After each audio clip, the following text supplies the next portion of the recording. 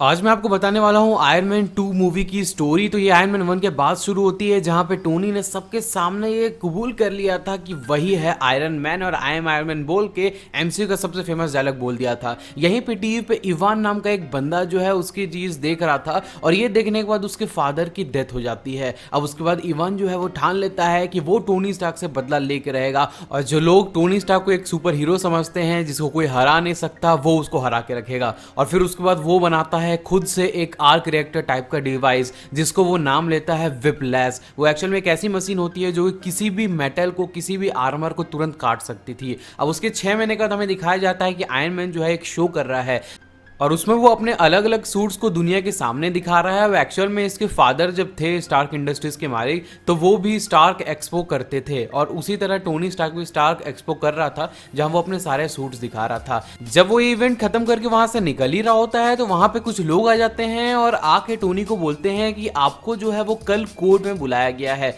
जहां पे आपसे कुछ बातें की जाएंगी और आपके आर्मर के बारे में आपसे पूछताछ की जाएगी। जब सुबह टोनी स्टार्क कोर्ट जाता है तो उसे मालूम चलता है कि वहां पे आर्मी भी आई हुई है। आर्मी के सेनेटर टोनी स्टार्क को ये बोल रहे थे कि तुमने जो सूट बनाया है वो एक बहुत खतरनाक वेपन है, और वो आर्मी के पास ज्यादा सेफ रहेगी, आर्मी उसका ज्यादा अच्छे से यूज कर पाएगी अपने डिफेंस और बाकी कामों के लिए। लेकिन टोनी स्टार्क बोलता है कि मेरा सूट सिर्फ मेरा है, मैं ये सूट किसी को नहीं देने वाला, मैंने इस पे मेहनत की है, मैंने सारा पैसा खर्च किया है, मैं ये आर्मी को कैसे दे दूंगा? और आर्मी के लोग जो है अगर मैं उनको दे भी दूं तो क्या ये सही से उसका इस्तेमाल कर पाएंगे? और फिर वहां पे टोनी के दोस्त रोडी आ जाता है, जो कि टोनी स्टार्क को दोबारा समझाने की कोशिश करता है कि ये जो है वो बहुत खतरनाक वेपन है, इसे आर्मी के पास ही होना चाहिए। लेकिन फिर भी टोनी स्टार्क उसकी बात नहीं मानता है। और फिर उसके बाद जो है जस्टिन हैमर पीछे से बोलता है, जो कि एक वेपन मैन्युफैक्चरर है, वो बोलता है कि ये आर्मी के पास ज्यादा सेफ रहेगा। वही सेम बात बोलता है जो सारे लोग बोल रहे थे। लेकिन अब टोनी स्टार्क समझाता है कि मुझे मालूम है आप ये किसके कहने पे कर रहे हो। फिर उसके बाद टोनी स्टार्क दिखाता है सारी चीजें कि ये देखो, जिसके कहने पे, यानी कि जस्टिन हैमर के कहने पे जो आप ये काम कर रहे हो, वो आर्मर तो जस्टिन हैमर कंट्रोल ही नहीं कर पा रहा है। तो जो चीज ये नहीं कंट्रोल कर पा रहा है, वो मिलिट्री कैसे कंट्रोल करेगी? तो आयरन मैन का सूट जो है वो किसी और से सबसे ज्यादा सेफ मेरे पास है। और ये सारी चीजें सुन के जो है वहां के लोग ये समझ जाते हैं कि टोनी स्टार्क सही कह रहा है। अब यहाँ पे दूसरी तरफ विपलैश यानी कि इवान जो है वो पूरी तरह से तैयार था टोनी स्टार्क से लड़ने के लिए, और यहाँ पे टोनी स्टार्क भी जो है वो अपने नए आर्मर के ऊपर काम कर रहा था। लेकिन उसका जो कोट था वो इतना ज्यादा पावरफुल था कि उससे टोनी स्टार्क को पॉइजनिंग हो रही थी, जिसको पैलेडियम पॉइजनिंग बोलते हैं, और उसको सारी पावर्स दे सकता है कि वो किसी को भी रिक्रूट कर सकती है। तो वो कंपनी के लिए एक फीमेल को रिक्रूट करती है, जो कि एक्चुअल में एक एजेंट होती है। फिर हमें दिखाया जाता है टोनी स्टार्क एक कार रेस में जो है पार्टिसिपेट किया होता है और कार रेस कर रहा होता है। तो उसी टाइम पे वहां पर विपलैश आ जाता है, टोनी स्टार्क की कार के 2 टुकड़े कर देता है। फिर उसके बाद यही चीज पेपर पॉट्स देख लेती है, और हैप्पी यानी कि टोनी स्टार्क के बॉडीगार्ड से कह के उसका सूटकेस वाला आर्मर बुलवाती है। और वहां पे टोनी स्टार्क जैसे ही वो आर्मर पहनता है, वैसे ही वो विपलैश से लड़ने लगता है। लेकिन विपलैश जो है वो टोनी स्टार्क के सारे अटैक्स रोक रहा था, क्योंकि वो इतने टाइम से इसी के ऊपर काम कर रहा था कि वो टोनी स्टार्क के सूट को काट सके और उसको हरा पाए।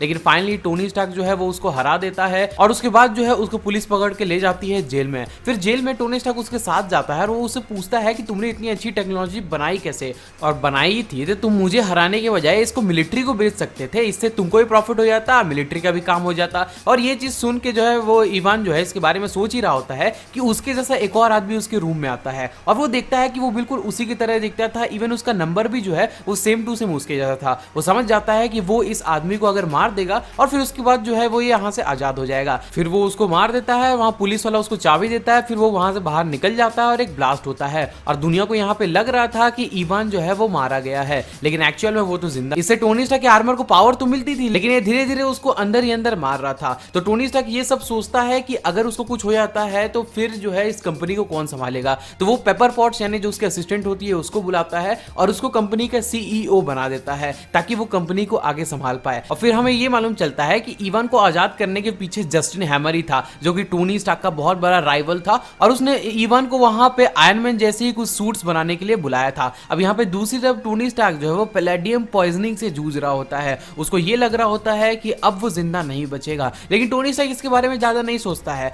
वो जो है वो दूसरे दिन ही एक पार्टी रख देता है, जहां पे वो आयरन मैन का सूट पहन के डांस कर रहा होता है, बाकी काम कर रहा होता है। उसी के टाइम जो है वहां पे रोडी आ जाता है, और रोडी जो है टोनी स्टार्क की ये सारी हरकतें देख के बहुत ज्यादा गुस्से में होता है। वो बोलता है कि वो एक वेपन पहन के ऐसी पार्टी में कैसे आ सकता है इतने सारे लोगों के सामने। वो समझाने की कोशिश करता होता है लेकिन वो नहीं समझता है। तो रोडी खुद ही जो है वो आयरन मैन का मार्क 2 आर्मर पहन के वहां पे आ जाता है। अब वहां पे आते ही जो है वो दोनों एक दूसरे से फाइट करने लगते हैं और फाइनल में दोनों जो है एक ही टाइम पे लेजर छोड़ते हैं जिससे एक ब्लास्ट होता है। मैंसन का एक पार्ट जो है वहां पे डिस्ट्रॉय हो जाता है और फिर रोडी जो है वो टोनी स्टार्क का मार्क 2 आर्मर लेके वहां से बाहर निकल जाता है और टोनी स्टार्क वहीं नशे की हालत में बैठा हुआ होता है। दूसरे दिन टोनी स्टार्क जब डोनट खाने आया होता है तो वहां पे एक आंख वाला आदमी यानी कि एक सीक्रेट एजेंट उसके सामने आता है और उसको समझाने की कोशिश कर रहा है कि तुम ये सब जो कर रहे हो ये गलत है, तुम्हारे फादर ये सब नहीं करना चाहते थे। तो टोनी स्टार्क बोलता है कि तुम कौन होते हो मुझे ये सारी चीजें बताने वाले। वो बोलता है कि मैं तुम्हारे बारे में सब कुछ जानता हूँ, इवन जो फीमेल तुमने रिक्रूट करी थी अपनी कंपनी के लिए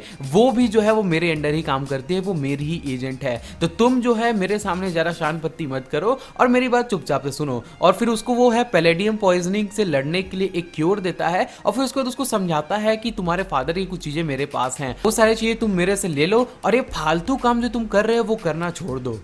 फिर वो उसके बाद अपने फादर की सारी चीजें ले आता है और बहुत सारी चीजें उसमें उसको मिलती है, इवन एक वीडियो क्लिप भी मिलती है और वहां पे एक पूरा का पूरा शहर का स्ट्रक्चर मिलता है जिसमें बहुत सारी चीजें छुपी हुई थी। जब वो स्ट्रक्चर को अच्छे से स्टडी करता है जार्विस की मदद से तो उसे ये बात मालूम चलती है कि उसमें उसका एक नया कोर यानी कि एक नया एलिमेंट छुपा हुआ है। वो एक नया एलिमेंट उससे क्रिएट करता है जिससे वो एक नया आर्क रिएक्टर बनाता है जिससे पैलेडियम पॉइजनिंग भी नहीं होती और वो उसके सूट को पहले से बहुत ज्यादा पावर भी दे देता। उतने में विप्लेस का वहां पे कॉल आता है और विप्लेस जो है वो बोलता है कि मैंने तुम्हारे दुश्मन के साथ मिलके तुम्हारे जैसा और तुमसे बेटर बहुत सारे आर्मर क्रिएट कर लिए हैं, तो अब मुझे रोक सको तो तुम रोक लो। फिर हमें ये बात मालूम चलती है कि एक्चुअल में वो जो आर्मर्स हैं वो जस्टिन हैमर और इवान ने टोनी स्टार्क के उस सूट की मदद से तैयार किए थे जो कि यहाँ से रोडी लेके गया था। अब वहां पे वो उसके अंदर बहुत सारे चेंजेस करते हैं और उसमें कुछ ऐसी चीजें भी डाल देते हैं ताकि फ्यूचर में वो सूट को खुद से कंट्रोल कर पाए। और यहाँ पे अब जो है इस सूट का नया नाम दिया जाता है वॉर मशीन और अब इसको चलाने वाला रोडी ही होता है। जस्टिन हैमर अपना खुद का एक एक्सपो रखता है और वहां पे जो है वो वॉर मशीन के आर्मर को वो लोगों को सामने दिखाता है और के साथ साथ जो पीछे बहुत सारे सूट्स होते हैं वो भी दिखाता है। लेकिन आयरन मैन वहां पे आ जाता है और वो जस्टिन हैमर से बात कर रहा होता है। उतने में यहाँ पे इवान जो है वो जस्टिन को धोखा देता है और सारे आर्मर्स को अपने कंट्रोल में ले लेता है। अब इसके बाद जो है वो सारे आर्मर्स जो है वो अनकंट्रोल हो जाते हैं और जो है टोनी स्टार्क के ऊपर हमला करने लगते हैं। उसके साथ ही साथ जो है वो थोड़ी ही देर में वो सारे के सारे सूट जो है वो शहर के लोगों के ऊपर भी हमला करने लगते हैं, बहुत सारी चीज डिस्ट्रॉय करने लगते हैं। अब यहाँ पे दूसरी तरफ हैप्पी यानी टोनी का बॉडीगार्ड और वो जो एजेंट थी जिसको ब्लैक विडो भी बोला जाता है, वो एजेंट जो है वो जाती है इवान के पास जहां से वो ये सारी चीजें कंट्रोल कर रहा था। लेकिन जब तक वो वहां पहुंचते उतने में इवान जो है वो अपना नया सूट लेके वहां से निकल चुका था और वॉर मशीन भी जो है वो इवान के कंट्रोल में नहीं था। अब यहाँ पे हम देख सकते हैं कि इवान जो है वो नया सूट पहन के टोनी स्टार्क से लड़ने आता है और इस बार वो बहुत ज्यादा पावरफुल हो गया रहता है और इस बार वॉर मशीन और टोनी दोनों ही उसको नहीं रोक पा रहे होते हैं। लेकिन फिर टोनी को याद आता है कि जब लेजर जो है वॉर मशीन और इस आर्मर की जब टकराती है तो एक बहुत बड़ा ब्लास्ट होता है, तो ये दोनों वही चीज करते हैं और उस ब्लास्ट की वजह से विप्लेस जो है वो पूरी तरह से डिस्ट्रॉय हो जाता है। अब फिर उसके बाद हम देख सकते हैं कि यहाँ पे टोनी स्टार्क एक जगह पे बैठा होता है, वहां पे वही एक आंख वाला बंदा आता है यानी कि वो एजेंट टोनी स्टार्क को एवेंजर्स प्रोग्राम के बारे में बताता है और टोनी स्टार्क उसकी बात मान लेता है। लेकिन वो बोलता है कि तुम अभी हमारे किसी काम के नहीं हो, हम तुम्हें सिर्फ एक सलाहकार के तौर पे अपने रख सकते हैं टीम में। तो टोनी स्टार्क उसकी बात एक्सेप्ट कर लेता है। फिर उसके बाद जो हमें दिखाया जाता है एक सीन जहां पे टोनी स्टार्क और रोडी दोनों को ही मेडल दिए जा रहे होते हैं शहर को बचाने के लिए और फिर उसके बाद ये मूवी यहीं पे खत्म हो जाती है। तो गाइज यही थी आयरन मैन 2 की स्टोरी। अब अगले वीडियो में हम आयरन मैन 3 की स्टोरी के बारे में बात करेंगे।